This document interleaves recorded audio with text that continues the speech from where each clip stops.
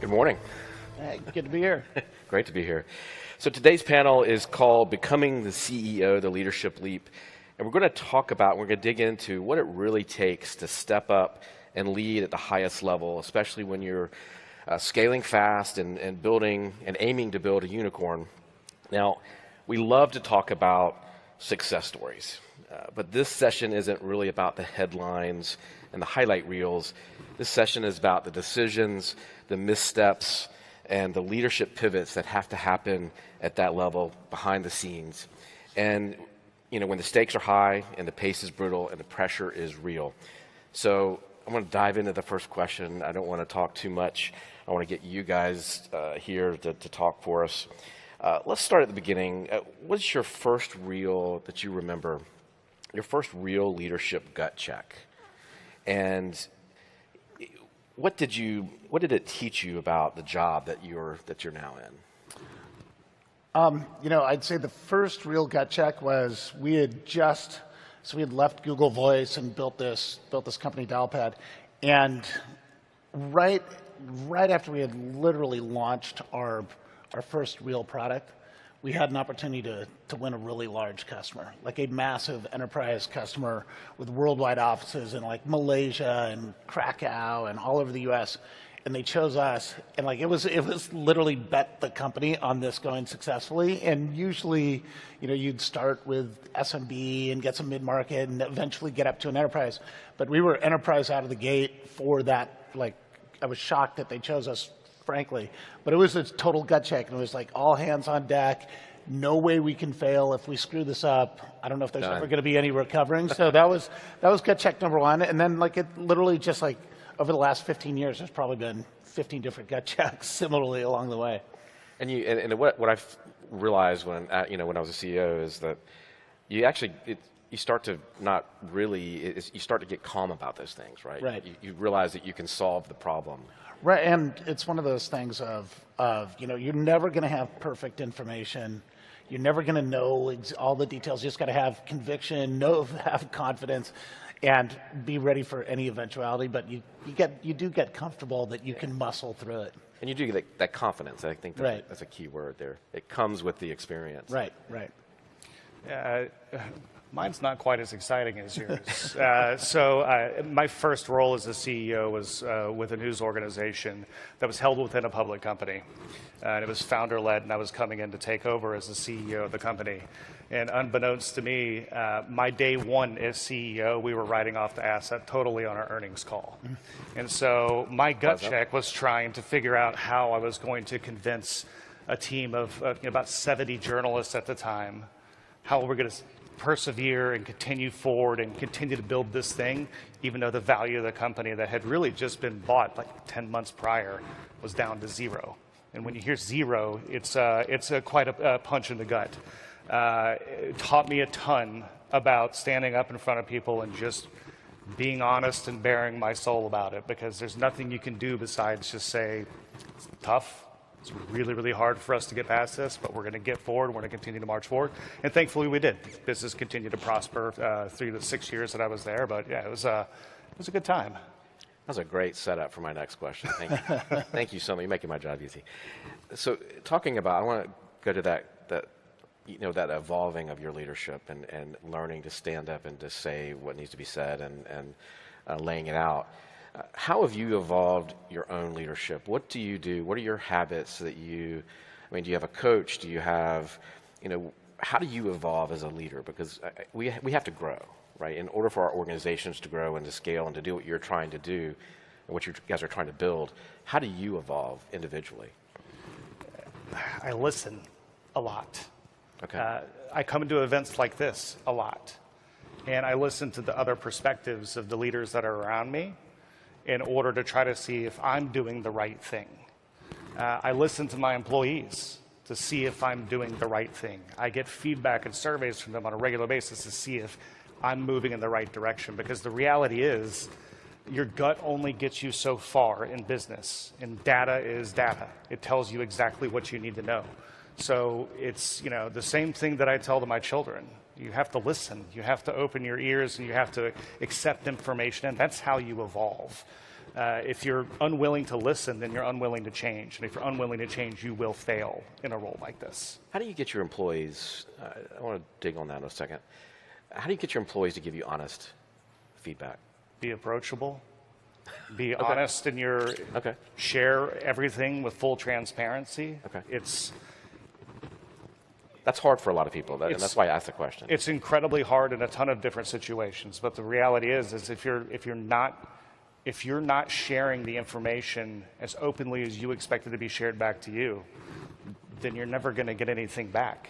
So it's a two-way street with everything in life. Right. You have to give what what you're expecting to get back, and so just open the book, tell them what's going on.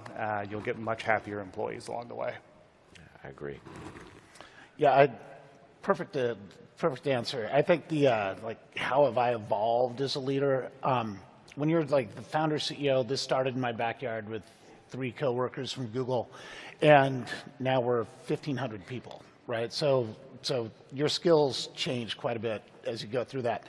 I'd say one of the biggest evolutions was, what do you let go of, what do you delegate, and what do you not let go of? And going back, if I just listen to the people who reported to me, everything's great in every single division all the time. So it's really important to still be in the details, to still go talk to the front lines, to still really find out what's going on, because every layer up, it gets a little bit nicer and smooth and sanded off. So it's been this weird, skill of learning what to delegate, but what not to take your eye off the ball. And you really do have to be approachable and be, honest and transparent works. And feel like the front lines are the folks who literally know what's going on, and they're the ones whose voices is heard the least. So getting in front of them and really hearing from them is radically important. I want to get into speed versus sustainability. There's a constant tension there, I think. And how do you both decide when to push forward aggressively or when to, sort of hold back and pause and reevaluate? Well, I'd say, one of the, any startup, your moat is your speed. Really, the faster, you're going to be faster than the entrenched competitors and the folks you're trying to disrupt. So that speed's critical. But you get to a certain point where you realize, look, if you're launching new things every month or every couple of weeks you push a new release, it's really hard for your sales reps to keep up with it. It's really hard for your partners to keep up with it. It's hard for your support team to keep up with it. And most importantly, your existing customers are like, man, just stop launching new things all the time. And so it's a really fine balance. And I think at the beginning we over-indexed on just nonstop rapid innovation, which worked well. But as you get tens of thousands of customers, you have to be much more balanced and strategic of how do you clump these things together, how do you train them, and how do you do just a couple a year that are big, impactful things you can talk about, rather than just nonstop 52 weeks a year, here's something new, here's something new. And and we've been playing with the dials. I think we're really close to a good balance, but we've been on the other side of too fast in the past. I think there's this assumption that, especially at a startup, especially young startups, that all growth is good growth. Right. And it could not be further from the truth, because if you're growing in a wild, uncontrolled way, but you're not focusing on operational excellence at every turn, then your product will break instantly. The moment you get to some sort of scale, everything that you've built that you think is working will collapse because you didn't build it the right way. And so there's a push and pull, like you're saying. Am I building it right, and am I building it fast enough in order to make sure that you're growing a business that's not just some huge growth vessel that can take on a ton of capital and has an exciting story around it, but it's a real business that has strong fundamentals behind it that won't break down the road when you start to achieve mass scale. So you really have to look at, am I doing it right before you start to say, can I do it faster? Of those kind of decisions that you guys have made, tell me a story or tell the audience a story of something that's backfired and how you recovered from that. You want to go first? You want to do the bad story first? I'd say the going through rapid growth, raising a bunch of money. And right when COVID hit, there was this moment of panic, and then everyone realized, actually, particularly for business communications, being able to empower people to work from anywhere, this is actually going to be, a real boost. So we ended up raising a really big round. And there's just this pressure to be like, okay, we got it, let's go even faster, let's hire a ton of people. And the backfiring is, it's really hard to hire a ton of people, get them productive. The amount of time that goes into recruiting and onboarding and then culture, carrying and feeding and culture. And by the way, now no one's coming into the office because it's in the middle of the pandemic. So how do you build a culture and make them feel part of it? And there is just kind of this general, particularly, like venture-backed startups that raise a big round of like, we're going to go faster and hire a ton of people. Turns out a ton of people does not necessarily mean you're going to go faster. And so we really, that backfired a bit because we grew heads way too quickly during that period, but we've now sorted it out and we have a really good plan. But it was a process to work through the system of like, okay, before we say we need hundreds more people, let's make sure the hundreds we just hired are fully productive and we know what we can get out of them first. And that's a mistake you see a lot of companies make. Yeah, I made that. Yeah.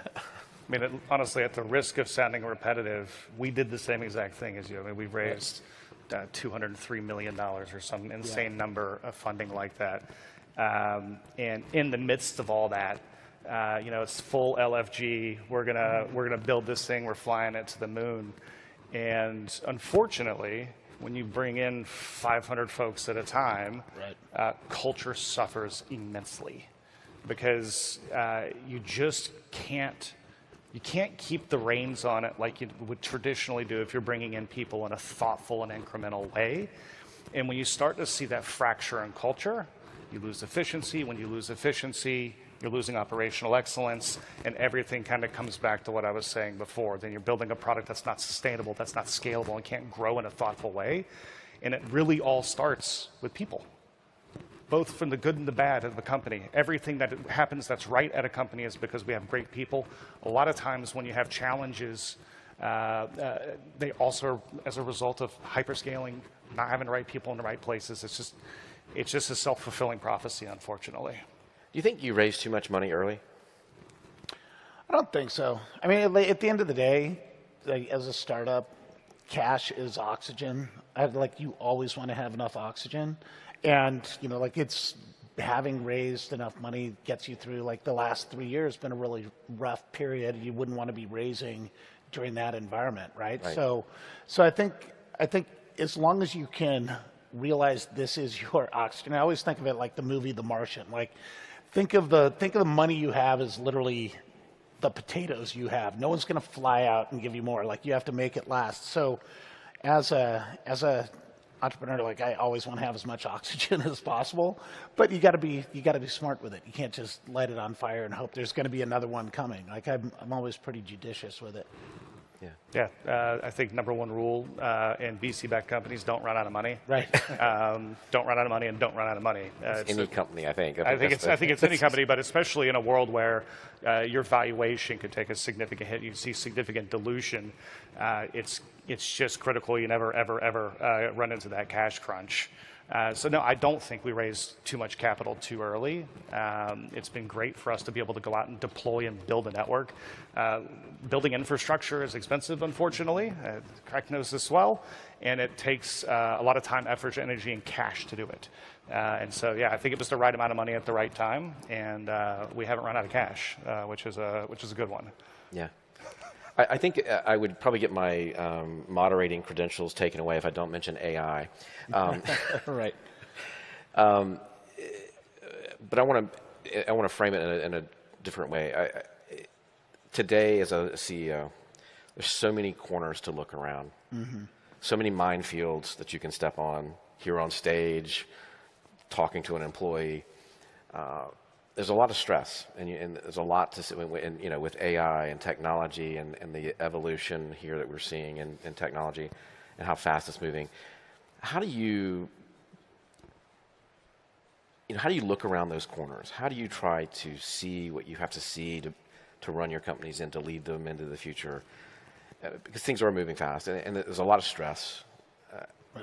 How do you do that? How do you manage that in yourself? And talk about that a little bit.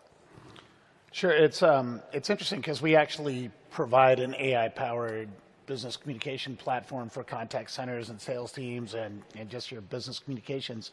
But internally too, there's no way you can be running a company today and not being looking for efficiencies and productivity gains with the AI tools that are out there. The problem is new ones come out every single day or week, and there's so many new compelling, and they're hard to onboard with your team. I mean, well, and by the way, you do have to get the entire team bought in on it too, because this is not a threat. And we actually hired a chief AI transformation officer whose job is to, one, get every single person in the company qualified up on just AI 101. How can every role be better using AI? And by the way, everyone in the company is now certified on that. And then it's like department by department by department, like in every single department can be better or more productive using these tools. So it's like, okay, now how do we pick the right one? How do we measure it? Is it the challenge is picking the right one. And by the way, you're going to get some wrong because something else is going to come up. But you have to, because your competitors are going to be doing that. And this is what we sell on too, is like, listen, if you're not using AI built into your support functions, you're going to have less happy customers than your competitors who are. So you have to do it. But you just really do have to embrace it because it's coming in. By the way, we sell it to our employees of like, look, these are skills you will need throughout the rest of your career. Don't look at this as a threat. Look at this as a superpower. And that's been pretty widely adopted or accepted by the team. I mean, AI is a force multiplier. Right. And I think once you get your teams to realize that, things go a lot smoother. So we're fully enabled across our organization, have seen great uptake with it, and seen great efficiency gains with it. But I think people, once you start digging in with it, they start realizing, oh, this isn't here to take my job. Right. This is to take the rote mechanical parts of my job and automate them where I can focus on work that's going to have a higher impact for the business. And I think for me as an executive, I get a little bit of an edge. I used to be a software developer, and so playing with AI for me has been something that has been, a hobby, which probably speaks to the fact that I don't have any real hobbies, honestly. But it's allowed me to dig in and look forward and get around the corner a little bit more and have a better understanding of, oh, maybe we should be writing custom GPTs or GIMs in order to do these functions for the business, or be thinking about how we can leverage things like Claude more effectively across our engineering team so that we are more efficient, we are cutting edge, and we are trying to push to the bleeding edge of what this tech can do. Because if we don't, someone's going to come do it. And so we just have to make sure that we're pushing from the executive team down that this is a mission critical part of our business and we must get it done. Do you think leadership's harder today? Or smarter today? Harder. Oh, I think it's always hard. I mean, I will say the last 3, 4, 5 years have been incredibly unique times. COVID was a once-in-a-lifetime type of thing that you had to manage through. How to manage a team remotely distributed around the world is unique to this period. Having wild economic uncertainty, then it sounds great and everyone's fired up, then it's wild economic uncertainty. So it's been a really challenging time just macro worldwide. But it comes down to all the same foundational stuff, like point a strategy, get people bought in, inspire them, give them interesting things to work on, show why it matters, dig into the details. I don't think those things change, but the world externally has been very challenging. Yes. It's just different. Being a boss is hard. Running a company. Always probably has been. It's never been an easy thing to do. Running a company has never been an easy thing to do. There's trap doors around every corner. And there's always something that can go wrong. But I think the biggest difference today is the need and the push for additional transparency from employee to C-suite. And it kind of comes back to what I was saying before. In order to build high-performing teams, at this point, we have to open the book up fully and show them everything that's happening, because there's an expectation in a world that There are no more secrets. Everyone's life is public. Every piece of data and piece of information is now public. So it has to be different internally too. And that's a different muscle for a lot of folks to flex. And it's going to be even more challenging. And I'm sorry to my public company peers, when you start getting to a stage where you've built a startup and you're making it to the exit horizon, and you're going to take the company public, and there's things that you can't say anymore. And it's just going to be a different world that you're going to have to think through with a different set of challenges. But it's always been hard to do this. Yeah. So we've got about 2 minutes left, so you get about a minute each on this question. What's one piece of traditional CEO advice that you think is flat out wrong today? And what belief or behavior has actually helped you survive and lead well? Trust your gut is shit.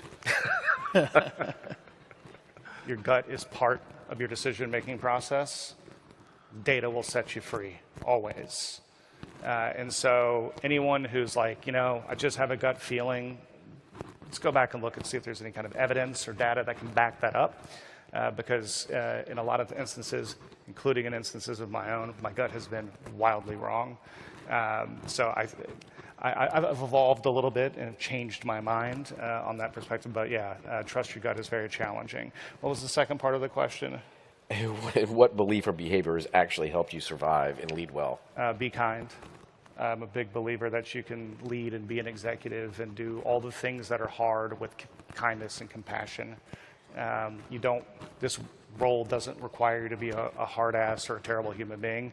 It actually requires you more often than not to be a really good person, because you just have people working for you. So you got to be kind. Yeah, I love that. I'd say, All right. Yeah? I think some of the advice, so this is my third startup, and the advice of build an MVP very quickly and get it out in the market and see if people like it.